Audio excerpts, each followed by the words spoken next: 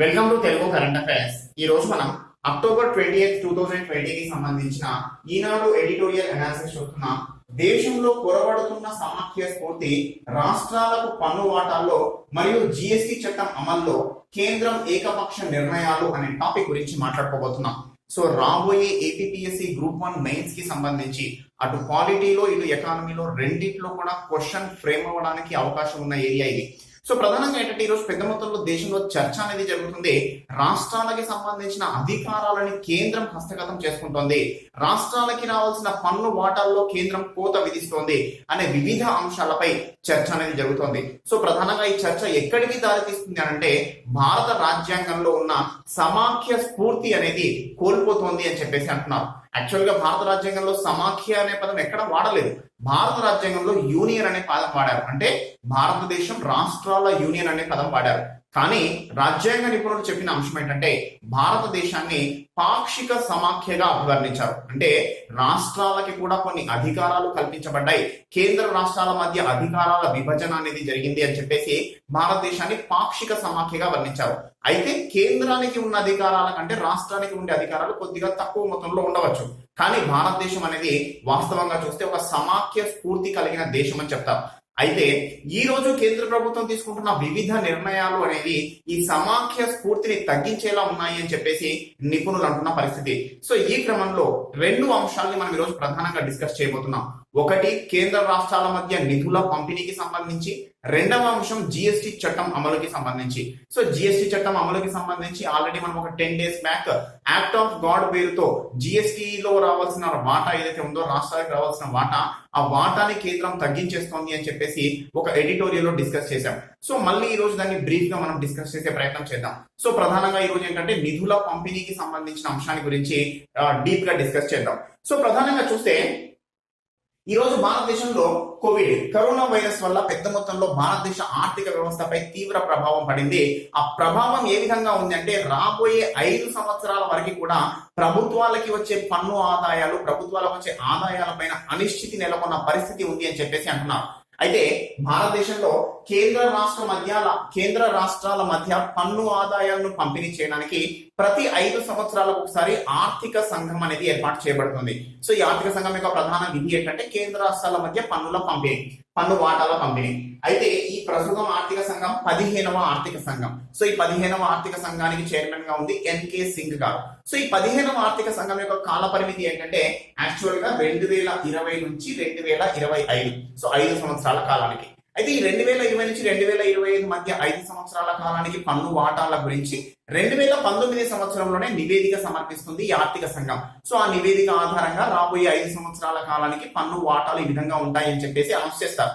కానీ last year అంటే 2019-20 ఆర్థిక సంవత్సరంలో ఉన్న అనిశ్చితి కారణంగా వివిధ కారణాలు, అంతర్జాతీయంగా ఉన్న సమస్యలు కావచ్చు, దేశీయంగా ఉన్న సమస్యలు కావచ్చు, లాస్ట్ కి కోవిడ్ కారణంగా, సో ఈ రకంగా వివిధ అంశాల కారణంగా ఉన్న సమస్యల వల్ల దేశంలో అనిశ్చితి అనేది ఉంది. రాబోయే 5 సంవత్సరాల కాలానికి పన్ను ఆదాయాలు ఏ విధంగా ఉంటాయో అంచనా వేయలేకపోతున్నాం. కాబట్టి ముందు 1 సంవత్సర కాలానికి ఈ యొక్క నివేదిక సమర్పిస్తున్నామని చెప్పేసి ఆర్థిక సంఘం అనౌన్స్ చేసి 2020-21 సంవత్సరానికి 1 సంవత్సర కాలానికి 2019 డిసెంబర్ లో ఈ యొక్క నివేదిక సమర్పించారు.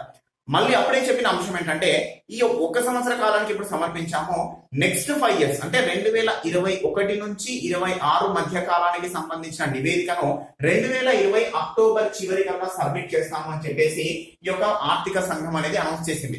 సో ఈ క్రమంలో 2020 అక్టోబర్ లో ఉన్నాం మనం. ఇప్పుడు ఈ నెల చివరి కల్లా ఆర్థిక సంఘం యొక్క నివేదిక అనేది రాబోతుంది. సో నివేదికలో ఏం రాబోతుంది అని చెప్పేసి పెద్ద మొత్తంలో ఆతృతతో ఎదురు చూస్తున్నాయి రాష్ట్రాలు. కారణం ఏంటంటే ఈ 1 సంవత్సరం నివేదిక ఏదైతే ఉందో ఆ నివేదికలో రాష్ట్రాలకు పెద్ద మొత్తంలో ఆదాయ లోటు ఏర్పడింది అని చెప్పేసి అంటున్నారు. సో ఒకవేళ అదే నివేదికను అదే ప్రాసెస్ ని కనుక కొనసాగిస్తే రాష్ట్రాలు రాబోయే 5 సంవత్సరాల కాలానికి కూడా పెద్ద మొత్తంలో లోటును ఎదుర్కొనే అవకాశం ఉంది అనేసి నిపుణులు అంటున్నారు. సో ఈ క్రమంలో రాష్ట్రాలు ఈ నివేదిక వైపుగా చాలా ఆతృతగా చూస్తున్న పరిస్థితి. సో యాక్చువల్ గా మరి ఏం జరిగింది ఆ 1 సంవత్సరం నివేదికకి సంబంధించి 2019 డిసెంబర్ లో సబ్మిట్ చేసిన నివేదికలో ఏం అంశాలు ఉన్నాయి అని చెప్పేసి చూస్తే ప్రధానంగా 14వ ఆర్థిక సంఘం అంటే ఇప్పుడున్న ఆర్థిక సంఘానికి ముందు అంటే 2015 నుంచి 2020 సంవత్సరానికి మధ్య కాలానికి సంబంధించిన ఆర్థిక సంఘం 14వ ఆర్థిక సంఘం. సో ఈ 14వ ఆర్థిక సంఘం రాష్ట్రాలకి పన్ను వాటాను 42% ఇచ్చింది. అంటే మొత్తం వసూలైన పన్ను వాటాల్లోంచి 42% రాష్ట్రాలకు ఇచ్చేశారు. కానీ 15వ ఆర్థిక సంఘం ఏం చేసిందంటే ఈ పన్ను వాటాని 41% తగ్గించింది. అంటే 1% వాటా అనేది తగ్గించింది. అంతేకాకుండా ఇక రెండవ అంశం ఏంటంటే 15వ ఆర్థిక సంఘం ప్రధానంగా 2011 జనాభా లెక్కలను పరిగణలోకి తీసుకొని నిధుల పంపిణీ అనేది చేపట్టింది. సో ఇక్కడ ప్రధానంగా దక్షిణాది రాష్ట్రాలు పెద్ద మొత్తంలో నష్టపోయాయి. కారణం ఏంటంటే ఈ దక్షిణాది రాష్ట్రాలు కొంత ప్రగతిశీల రాష్ట్రాలు, అంటే ముందుకు వెళ్తున్న రాష్ట్రాలు. సో ఈ క్రమంలో పెద్ద మొత్తంలో చర్యలు చేపట్టడం వల్ల జనాభా నియంత్రణ అనేది చేశారు. జనాభా నియంత్రణ చేయడం వల్ల జనాభా అనేది కొంత కంట్రోల్ చేయగలిగారు compare to northern part of India. Means ఉత్తర భారతదేశంతో కంపేర్ చేస్తే దక్షిణ భారతదేశంలో జనాభా నియంత్రణ అనేది పటిష్టంగా అమలు చేయబడింది. సో ఈ క్రమంలోనే దక్షిణ భారతదేశంలో జనాభా అనేది తగ్గుతుంది కంపేర్ టు 1971 జనాభా లెక్కల ప్రకారంగా. సో ఇంతవరకు మీన్స్ 2011 జనాభా లెక్కలు ఏవైతే ఇప్పుడు తీసుకుంటున్నారు కదా, ఇంతకు ముందు ఆర్థిక సంఘం వరకు ఏం తీసుకున్నారంటే 1971 జనాభా లెక్కలనే రిఫరెన్స్ గా తీసుకున్నారు. సో ఏకధాటిగా 1971 నుంచి 2011కు మార్చడం వల్ల దక్షిణాది రాష్ట్రాల్లో జనాభా తక్కువగా ఉండడం వల్ల నిధుల పంపిణీ తక్కువగా ఉంటుంది. సో ఈ దాని గురించి మళ్ళీ ఒకసారి పునః పరిశీలించండి అని చెప్పేసి 2019 డిసెంబర్ లో నివేదిక ఇవ్వక ముందే దక్షిణాది రాష్ట్రాలన్నీ కూడా ఆర్థిక సంఘానికి ఒక రిప్రజెంటేషన్ ఇచ్చాయి. అయితే ఆర్థిక సంఘం ఈ రిప్రజెంటేషన్ ని పట్టించుకోకుండా తమ పంథాలోనే ఈ నివేదికను రూపొందించింది అన్నారు. అంతేకాకుండా తమని తాము సమర్థించుకోవడానికి చెప్పిన అంశం ఏంటంటే భారతదేశంలో సమాఖ్య స్ఫూర్తిని పెంపొందించాలంటే తాజా జనాభా లెక్కల్ని వినియోగించాలి అని చెప్పేసి ఈ ఫైనాన్స్ కమిషన్ రిప్లై ఇచ్చింది.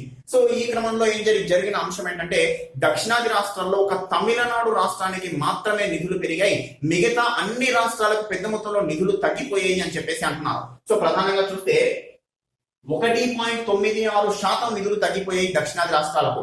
అదే సమయంలో ఉత్తర భారతదేశంలో హిందీ మాట్లాడే రాష్ట్రాలు ఏవైతే ఉన్నాయో వాటికి నిధులు అనేది 1.84% పెరిగాయి. ప్రధానంగా ఈ ఉత్తరప్రదేశ్ కావచ్చు, బీహార్ కావచ్చు, ఉత్తరాఖండ్ కావచ్చు. సో ఈ రాష్ట్రాల్లో ఏంటంటే జనాభా ఇంకా పెద్ద మొత్తంలో పెరుగుదల దశలో ఉంది. సో ఈ క్రమంలో వాళ్ళకి పెద్ద మొత్తంలో నిధుల కేటాయింపు అనేది పెరిగింది అంటున్నారు.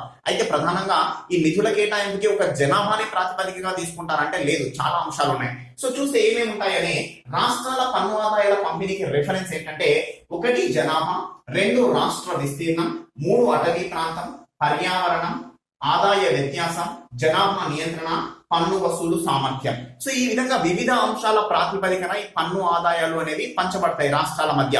అయితే ప్రధానంగా ఈ రోజు 2011 జనాభా లెక్కల్ని రెఫరెన్స్ గా తీసుకోవడం వల్ల ఈ యొక్క దక్షిణాది రాష్ట్రాలు పెద్ద మొత్తంలో నష్టపోయాయి అని చెప్తున్నాం. సో మరి ఏ అంశానికి ఎంత మొత్తంలో వాటా అనేది కేటాయించారు అనే విషయాల గురించి మనం బ్రీఫ్ గా చూద్దాం ఇప్పుడు.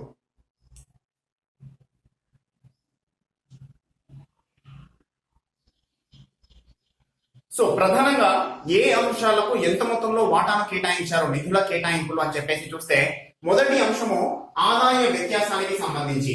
సో ఆదాయ వ్యత్యాసానికి సంబంధించి 14వ ఫైనాన్స్ కమిషన్ ఎంత కేటాయించింది, 15వ ఫైనాన్స్ ఎంత కేటాయించింది అనే విషయం గురించి చూస్తే 14వ ఫైనాన్స్ కమిషన్ సమయంలో 50% కేటాయింపులు జరిగితే 15వ ఫైనాన్స్ కమిషన్ సమయంలో 45% కేటాయింపులు జరిపారు.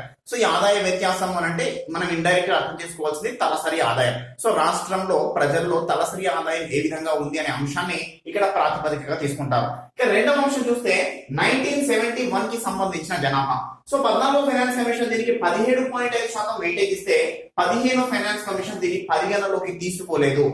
నెక్స్ట్ 2011 జనాభాని పరిగణలోకి 2011 జనాభాను చూస్తే 10% వెయిటేజ్ ఇచ్చింది 14వ ఫైనాన్స్ కమిషన్, 15% వెయిటేజ్ ఇచ్చింది 15వ ఫైనాన్స్ కమిషన్. సో 14వ ఫైనాన్స్ కమిషన్ లో 10% వెయిటేజ్ ఇస్తే 2011 జనాభాకి, 15వ ఫైనాన్స్ కమిషన్ లో 15% వెయిటేజ్ ఇచ్చారు. సో దీనివల్ల జరిగిన పరిణామం ఏమైంది అంటే 2011 సంవత్సరానికి దక్షిణాది రాష్ట్రాల్లో జనాభా తగ్గింది. సో జనాభా తగ్గడం వల్ల రాష్ట్రాల ఆదాయాన్ని చూస్తే తలసరి ఆదాయం కొద్దిగా ఎక్కువగా ఉంది. అదే సమయంలో ఉత్తరాది రాష్ట్రాల్లో జనాభా ఎక్కువగా ఉంది, తలసరి ఆదాయం తక్కువగా ఉంది. సో ఈ క్రమంలో ఆ రాష్ట్రాల్లో తలసరి ఆదాయాన్ని పెంచడానికి ఆ రాష్ట్రాలకు కేటాయింపులు అనేవి పెరిగాయి. రెండవ అంశం ఏంటంటే జనాభా ఎక్కువగా ఉన్నందున ఆ రాష్ట్రాల్లో కేటాయింపులు పెరిగాయి. సో రెండు రకాలుగా దక్షిణాది రాష్ట్రాలు నష్టపోయాయి అని చెప్పేసి అంటున్నారు. అంతేకాకుండా రాష్ట్రం యొక్క విస్తీర్ణానికి సంబంధించి 14, 15 రెండు ఫైనాన్స్ కమిషన్ లో 15% కేటాయింపు చేశారు. అటవీ ప్రాంతానికి సంబంధించి 7.5% కేటాయింపులు 14 ఫైనాన్స్ కమిషన్ చేస్తే 15 ఫైనాన్స్ కమిషన్ దానిపై ఎలాంటి చర్యలు చేపట్టలేదు. అదేవిధంగా పర్యావరణానికి సంబంధించి ఓవరాల్ పర్యావరణానికి సంబంధించి 10% కేటాయింపులు చేశారు. జనాభా నియంత్రణ పనితీరుకి సంబంధించి 12.5% కేటాయింపులు చేశారు. అయితే ఈ జనాభా నియంత్రణ పనితీరుకి సంబంధించి కేటాయింపులు చేశారు, బాగానే ఉంది. కానీ జనాభా నియంత్రణ ఇంకా ఎక్కువగా చేపట్టాల్సిన రాష్ట్రాలకే మళ్ళీ కేటాయింపులు ఎక్కువగా వెళ్ళాయి అని చెప్పేసి అంటున్నారు. అదేవిధంగా పన్ను వసూలు సామర్థ్యానికి సంబంధించిన కేటాయింపులు అతి తక్కువగా 2.5% కేటాయించారు. సో ఈ విధంగా వివిధ అంశాల్లో దక్షిణాది రాష్ట్రాలే ప్రధానంగా నష్టపోయాయి అని చెప్పేసి ఈ రోజు దక్షిణాది రాష్ట్రాలు కేంద్రం పైన గుర్రుగా ఉన్నాయి. అదే సమయంలో ఇంకా 2 అంశాలు రాష్ట్రాలకి ఆందోళన కలిగిస్తున్న అంశాలు ఏంటంటే, ఈ రోజు ఒకవేళ కేంద్ర ప్రభుత్వానికి ఎగ్జాంపుల్ ఒక 100 రూపాయల నిధులు వచ్చాయి. 100 రూపాయల నిధుల్లోంచి యాక్చువల్ లెక్క ప్రకారంగా ఈ యొక్క 15 ఫైనాన్స్ కమిషన్ లెక్క ప్రకారంగా 41 రూపాయలు రాష్ట్రాలకు పంపాలి. మిగతా డబ్బు ఏదైతే 59 రూపాయలు ఉందో అది కేంద్రం వద్ద ఉంటుంది, కేంద్రం యొక్క నిర్వహణకి సంబంధించి. కానీ ఈ రోజు కేంద్ర ప్రభుత్వం చేస్తున్న అంశం ఏంటంటే, ఈ యొక్క రక్షణ మరియు అంతర్గత భద్రతకి సంబంధించిన కేటాయింపులు రాష్ట్రాలకి పంచక ముందే తీసేస్తున్నారు. అంటే 100 రూపాయలు ఆదాయం వస్తే ఒక 20 రూపాయలు రక్షణ ప్లస్ అంతర్గత భద్రతకి అని సపరేట్ చేసి మిగతా 80 రూపాయల్లోనే 41% రాష్ట్రాలకు 59% కేంద్రానికి అని చెప్పేసి అంటున్నారు. సో దీనివల్ల రాష్ట్రాలు పెద్ద మొత్తంలో మేము నిధులు కోల్పోతున్నాం అని చెప్పేసి రాష్ట్రాలు అంటున్న పరిస్థితి. అదేవిధంగా ఇంకా 2వ అంశం ఏంటంటే, వివిధ అభివృద్ధి సూచికల్లో మెరుగైన పనితీరు కనబరిచిన కారణంగా కొన్ని రాష్ట్రాలకు నిధుల కేటాయింపులు తగ్గిస్తున్న పరిస్థితి. సో ఈ క్రమంలో మేము అభివృద్ధి చెందడం వల్ల మేము ఇస్తున్న నిధులు, యాక్చువల్గా ఈ నిధులు ఎక్కడి నుంచో రావట్లేదు, రాష్ట్రాల నుంచి వసూలై కేంద్రానికి వెళ్ళిన నిధుల్లో మళ్ళీ రాష్ట్రాలకి రావాల్సిన వాటా. సో రాష్ట్రాల నుంచి మేము ఇచ్చిన నిధుల నుంచి మళ్ళీ మాకు వాటాని తగ్గిస్తుంటే ఈ యొక్క సమాఖ్య స్ఫూర్తికి పెద్ద మొత్తంలో ఇదంతా కూడా తగ్గిస్తున్న పరిస్థితి, సమాఖ్య స్ఫూర్తిని తగ్గిస్తున్న పరిస్థితి. సో ఇది సరైన విషయం కాదు భారతదేశానికి దీర్ఘకాలంలో అనేసి రాష్ట్రాలు అంటున్న పరిస్థితి. సో జిఎస్టికి సంబంధించి కూడా ఎలాంటి అంశాలు ఉన్నాయి డిస్కషన్ లో అని చెప్పేసి ఇప్పుడు మనం బ్రీఫ్ గా చూసే ప్రయత్నం చేద్దాం.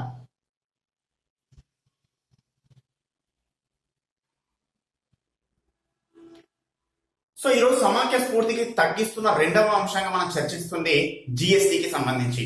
So goods and services tax, one nation one tax అనే పేరుతో 2017లో అమల్లోకి తీసుకొచ్చారు ఈ జిఎస్టిని. ఈ జిఎస్టి అమల్లోకి వచ్చిన తర్వాత దేశంలో ఒకే పన్ను విధానం ఉంటుంది అని చెప్పేసి కేంద్రం చెప్పింది జిఎస్టి రాకముందు. అయితే ఈ క్రమంలో రాష్ట్రాలు దీన్ని కొంత వ్యతిరేకించాయి. ఏంటంటే జిఎస్టి అమల్లోకి వస్తే మా ఆదాయాలు తగ్గిపోతాయి అని చెప్పేసి.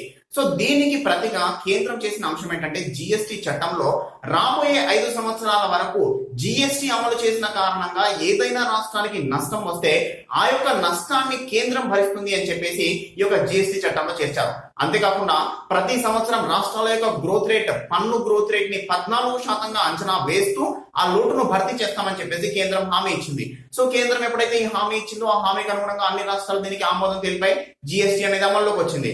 అయితే గత 3 సంవత్సరాల నుంచి 2017లో అమల్లోకి వస్తే 18 బానే ఉంది, 19 బానే ఉంది. కానీ 19 సంవత్సరం తర్వాత చివరిలో వచ్చిన కరోనా వైరస్ కారణంగా దేశంలో అన్ని రాష్ట్రాల ఆర్థిక పరిస్థితి అనేది అతలాకుతలం అయిపోయింది. అదే సమయంలో కేంద్రం యొక్క ఆర్థిక పరిస్థితి కూడా అంత బాగా ఏమీ లేదు. సో ఆ సమయంలో రాష్ట్రాలకి సంబంధించి పన్ను ఆదాయంలో పెద్ద మొత్తంలో తగ్గుదల నమోదైంది. ఎప్పుడైతే రాష్ట్రాలకి తగ్గుదల నమోదైందో ఆ తగ్గుదలని భర్తీ చేయాల్సిన బాధ్యత యాజ్ పర్ జిఎస్టి చట్టం ఎవరిది అంటే కేంద్రానికి. కానీ కేంద్రం దగ్గర కూడా ఈరోజు నిధులు లేవు. నిధులు లేని కారణంగా కేంద్రం మేము భర్తీ చేయలేము అనే పరిస్థితిలో కేంద్రం ఉంది. అయితే గత 3 సంవత్సరాలుగా కేంద్రానికి ఈ జిఎస్టి చట్టం భర్తీకి సంబంధించి వివిధ సెస్ల రూపంలో లాభాలు అనేది రావడం జరిగింది.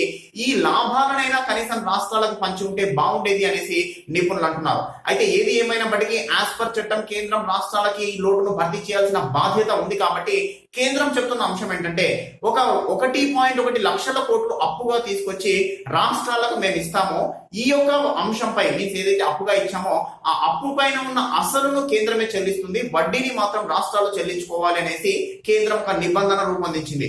సో దీనికి ఈ రోజు చాలా రాష్ట్రాలు వ్యతిరేకత వ్యక్తం చేస్తున్నాయి. ఎందుకంటే కేంద్రం యొక్క బాధ్యత ఈ యొక్క భర్తీ అనేది కేంద్రం యొక్క బాధ్యత ఉన్నప్పుడు మళ్ళీ రాష్ట్రాలు వడ్డీ ఎందుకు భరించాలి అనేసి కేంద్రాన్ని అడుగుతున్న పరిస్థితి. అయితే కేంద్రం చెప్తున్న అంశం ఏంటంటే, యాక్ట్ ఆఫ్ గాడ్ పేరుతో ఈ యొక్క కేంద్రం చెల్లించాల్సిన అంశాల నుంచి దూరం జరుగుతోంది కేంద్రం అనేసి ఈ రోజు రాష్ట్రాలు కేంద్రం పైన పెద్ద మొత్తంలో ఆరోపణలు చేస్తున్న పరిస్థితి.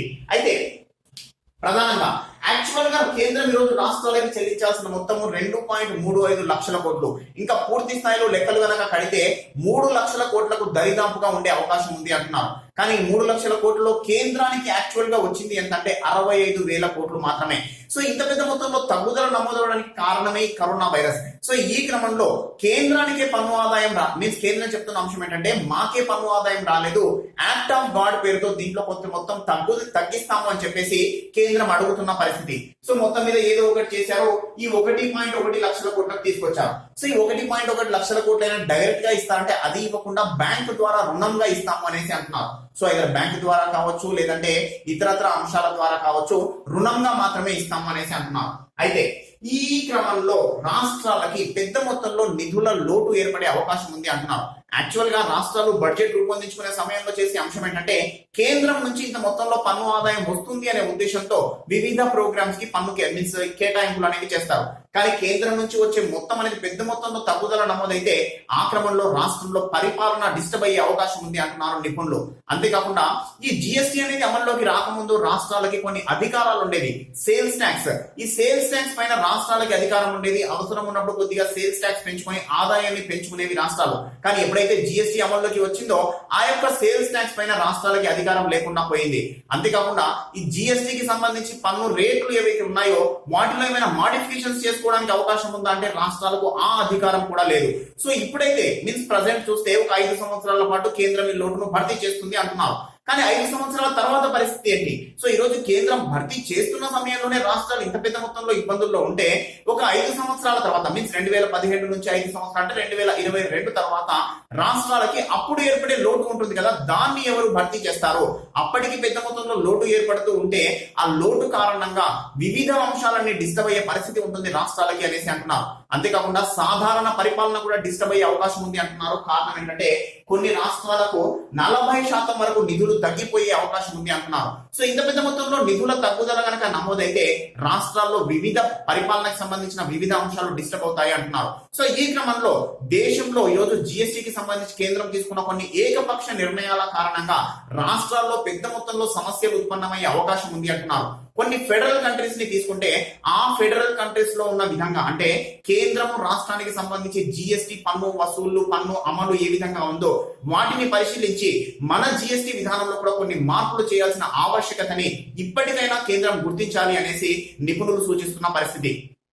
సో మొత్తం మీద ఏంటంటే భారతదేశంలో ఈరోజు సమాఖ్య స్ఫూర్తికి పెద్ద మొత్తంలో తూట్లు పొడుస్తున్న అంశాలుగా ఈ నిధుల పంపిణీ మీన్స్ పన్ను ఆదాయానికి సంబంధించిన నిధుల పంపిణీ, రెండవ అంశం జిఎస్టీ చట్టం, ఇక మూడవ అంశంగా వ్యవసాయ రంగానికి సంబంధించి కేంద్రం తీసుకొచ్చిన చట్టాలని కూడా ఈ రోజు సమాఖ్య స్ఫూర్తికి విరుద్ధంగా ఉన్నాయి అనేసి అంటున్నారు. సో ఈ విధంగా వివిధ అంశాలు చర్చలోకి వస్తున్న అంశాన్ని మనం జాగ్రత్తగా క్రోడీకరించుకుంటే ఎగ్జామినేషన్ ఓరియంటేషన్ లో మనకు చాలా ఫెచ్ అవుతుంది అని చెప్పేసి ఈ టాపిక్ ని నేను ప్రజెంట్ చేశాను.